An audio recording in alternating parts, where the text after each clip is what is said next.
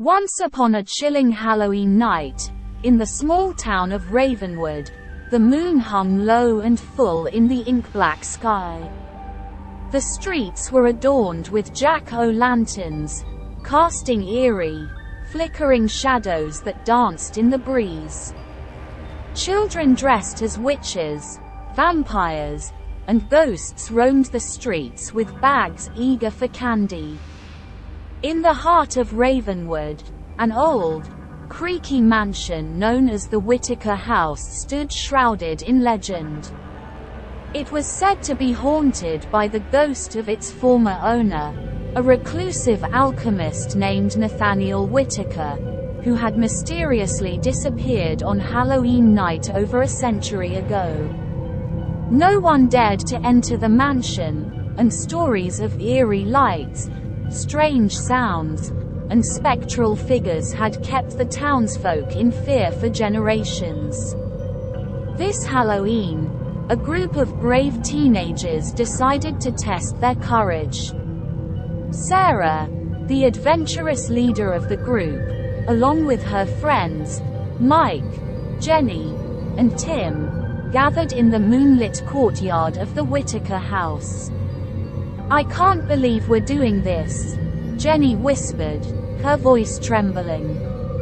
Mike smirked, trying to appear fearless. "Come on, it's just a silly ghost story. Nothing to be scared of." As they pushed open the heavy, cobweb-covered front door, it groaned with a haunting resonance. The air inside was thick with a musty, ancient odor. Their flashlights cut through the darkness, revealing dusty furniture draped in white sheets and faded portraits of stern-looking individuals. Tim tried to lighten the mood. Maybe old Nathaniel Whitaker is just throwing a Halloween party, and we're the first to arrive. Sarah chuckled nervously but felt an uneasy sense of foreboding. They explored the mansion room by room, finding nothing but dust and decay. As they made their way to the basement, the atmosphere grew colder, and the shadows seemed to deepen. Descending the creaking stairs, they discovered a chamber filled with peculiar alchemical apparatuses and dusty tomes filled with cryptic symbols. In the center of the room stood an ornate, ancient mirror.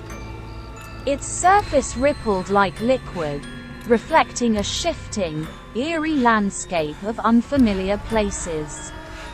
Sarah couldn't resist her curiosity and approached the mirror. Her reflection seemed to beckon her, and she cautiously touched the glass. In an instant, she was pulled into the mirror, vanishing before her friend's eyes. Panicked, Mike, Jenny, and Tim rushed to the mirror, but it remained a normal, reflective surface. Desperate, they began searching for clues in the alchemist's books, deciphering incantations that might bring Sarah back. As they chanted the words from one of the books, the mirror began to shimmer and warp once more.